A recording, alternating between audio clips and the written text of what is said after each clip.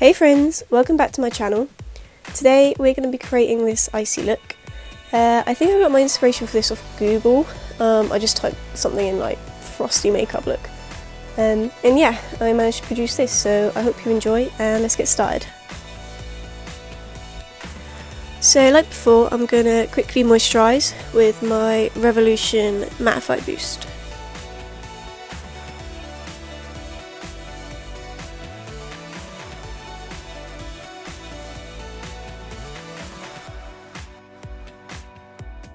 I'm then going to take my Revolution Pro foundation drops in the shade F12 on my eyelids and blend this out.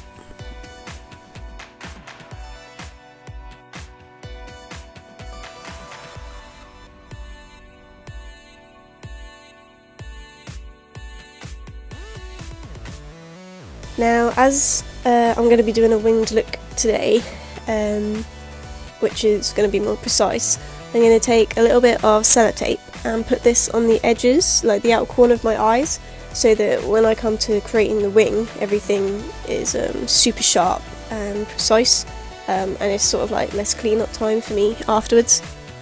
So I'm first going to take my James Charles Morphe palette, and I've lost the name sheet for this, but I'm going to first take that dark blue and pack it into my crease. On my outer corner, I'm making sure not to put it too high because I kind of want more of a rounded look, so I'm making sure not to wing it out too much or anything.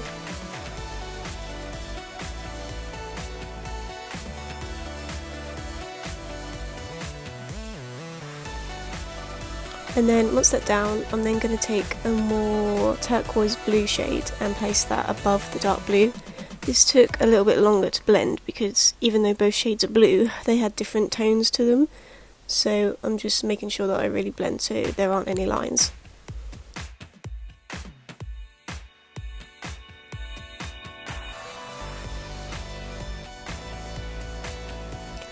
I then mixed the kind of sky blue shade with the white and first swept it above the turquoise and then over the rest of my eye so that all the colours blended.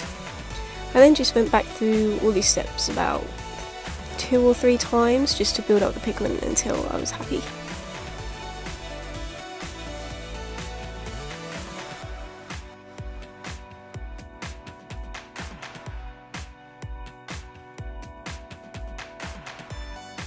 So once all the eyeshadow was down, I then took my e.l.f. Camo Concealer.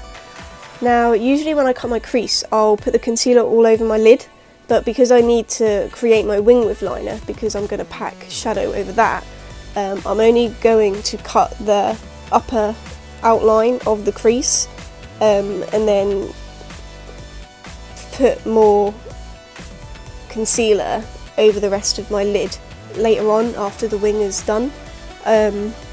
So yeah, at the minute I'm just going to draw out where the top of that crease needs to be.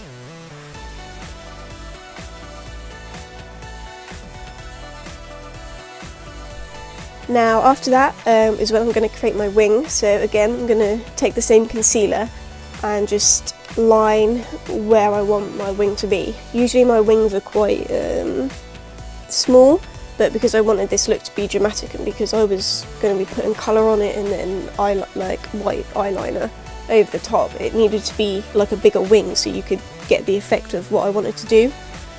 So I just like started small and then like built up the shape little by little.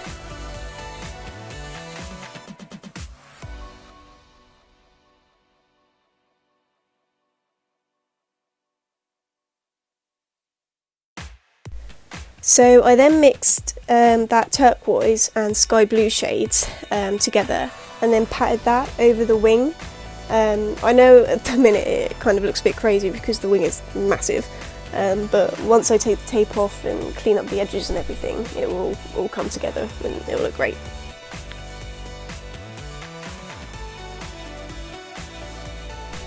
And now that all the blue is set on that wing, I can then go back in with my concealer over the rest of my lid, because I can also carve out above that wing to make sure like the top of the wing looks like really precise as well. So yeah, I'm just going to go over the concealer, and then I'm going to pat with my finger sort of over that outer corner, just to make sure that the shadow kind of blends in, because I don't want to have like a harsh line where the concealer meets the shadow. So I'm then going to go in with my BarryM Holographic eyeshadow topper. I've got it in the shade Asteroid. This is like so pretty, but I found that when I was putting it on, there wasn't actually much left, but I haven't really used it that much, so I think it might have like dried out a little bit. But yeah, I really love this topper. I'm probably gonna end up going and getting like the other colours, because they have like purples and greens and everything. But yeah, they're like so pretty over the eye, and they give like a really nice like sparkling, because the sparkles are like really little. It doesn't look like chunky glitter, which is something that I really like.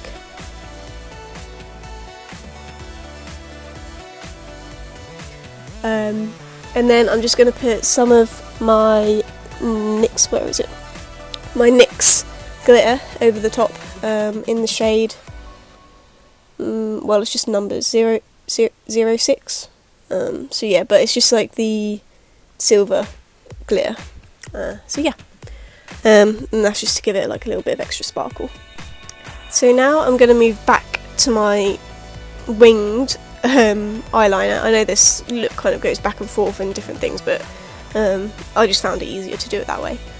But yeah, I'm going to use my white eyeliner from Collection and start to create the little icicles on the wing. So I first outlined the top of the wing from the outer to inner corner, and then once that was done, I kind of just made like wiggly lines down into the blue to make it look like icicles. The inspiration picture that I got this look from actually had like sort of like more thick and like chunky icicles, but my eyes are like quite small, so I didn't want to like overpower the blue with the white and then it all just sort of like merged into each other. So yeah, I made sure that my icicles stayed like quite thin. But yeah, it was pretty simple. You just sort of need like a steady hand, so I was like holding my elbow with my other hand, yeah, to make sure that I didn't suddenly like go all out of place. But yeah, my first eye, funny enough, went a lot better than my second. Usually the second time you do something it's better, but yeah, I just felt like the first eye I did looked a lot better. So I then moved on to my mascara. So today I actually used the Benefit tinted primer, the Lash primer. It says it's in brown, but then when you put it on your, I mean, I've got black eyelashes, but so I guess the brown doesn't really come through. But yeah, so I used that first as like a little primer for my eyelashes, and then I just went in again with my Smashbox Revolution and just topped up my lashes. So now that we're moving on to the face, I just took my Ordinary primer, the one I used in my last video, and just kind of blended that around my face. I then took my Revolution Pro foundation drops, the same that I used on my eyes, and bounced that in with my blender. I really like this foundation. It's a bit more kind of glowy, like you'll see as I start to add more. It's a lot more dewy than what I'm used to, but I can just easily fix that with powder. But yeah, it's got like really good coverage, and you can build it out without looking cakey. I think it's only like £5 as well, which is really good because this foundation like lasted me all day. So yeah, I really rate this foundation. If you don't have it, go and get it. So as I wanted this to be sort of like a more cool tone look, I then went back in with my e.l.f. concealer under my eyes, and then just on like the centre of my face, so like my chin and my nose. Usually I don't really go in with concealer unless it's to cover up spots, because I don't know, I just like most of my foundations are full coverage, so I feel like I don't usually need that extra coverage. But my e.l.f. one is like really bright, so I wanted to use that to highlight like those points of my face. And then I just went in again with my Fast Base foundation stick from Revolution to bronze, just on my cheeks and my forehead and everything.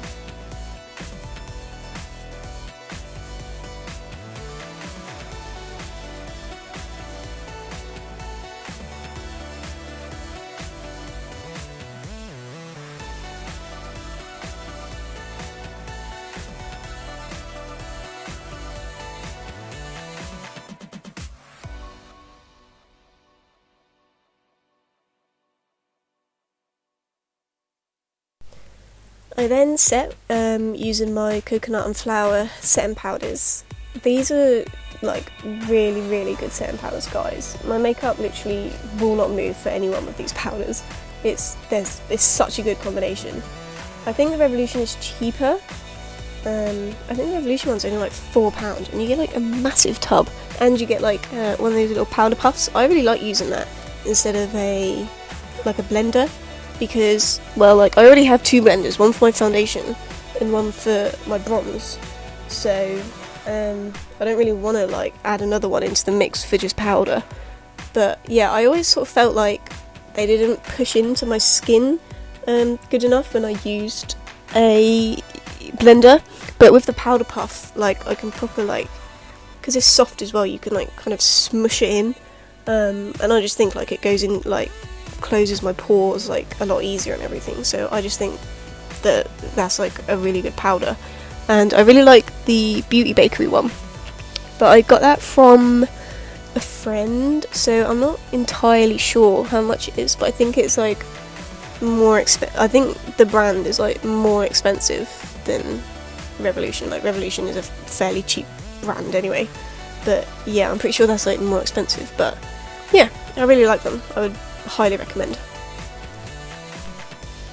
So I'm just gonna contour and bronze with my two Revolution palettes. My bronzer collection is pretty small at the minute. I don't know, I never really gravitate towards like bronzers or contour powders. Like, once I've found one that I like, I'm pretty much set with that. Like, I don't really change it up. It's really hard as well, like finding contour and bronzer powders that are cool enough and light enough for my skin tone, because I'm pretty much a ghost. So once I've found like a good match, I'm happy just to keep using that. As you can see, my Revolution HD has been very well loved, and I'm hitting pan on quite a few of the shades, but yeah, I really like this palette, and I think they do it, I've got light or fair, but I think they do it in like a deep dark shade as well, so yeah. So next up is highlight. I really wanted like a really like glowy highlight, so I used my Anastasia Liquid Glow like liquid highlighter first before topping it with my BH Cosmetics palette. This liquid highlight is like really good because you can put it under and over powders.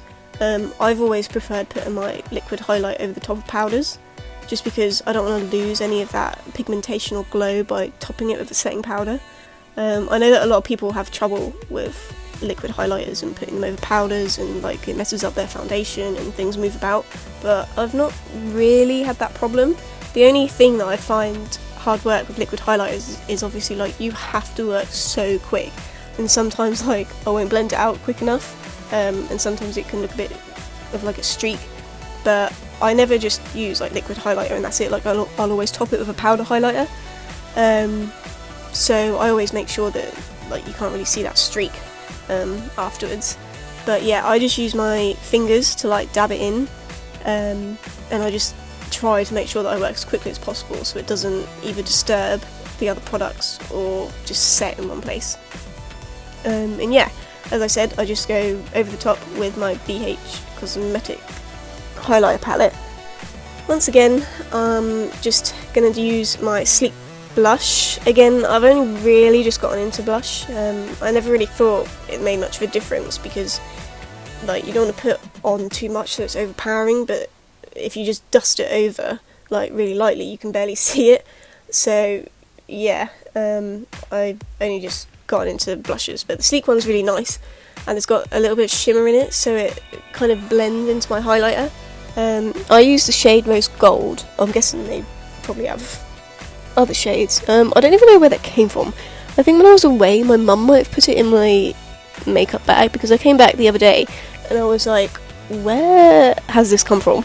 But yeah, so she's probably just put it in there. But yeah, I really like it.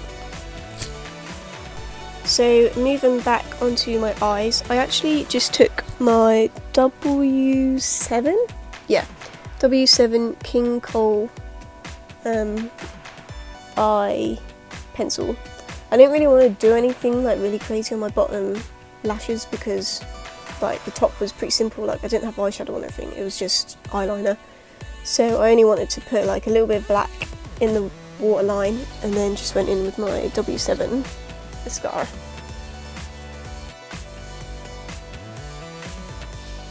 So my brow routine is just the same as the last video. I'm just going to take my pencil to outline the shape, and then go in with the micro pen and add some hair strokes.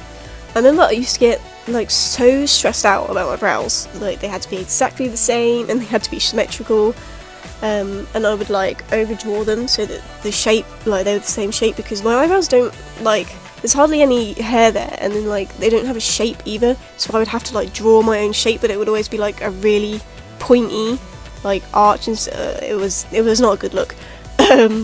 But yeah, now I'm pretty chill, like I'm happy for them to be a bit more fluffy. I don't really get stressed, like, and it helps that now I have a fringe, so if they look a bit crap, you can't really see them that much anyway. So yeah, I'm pretty chill. Like my brows used to probably be one of the longest things that took. Wait, what was that? My brows were one of the things that used to take the longest time to do, like in my routine. But now I'm just I was like, I'll just flop them up a little bit and they'll be fine.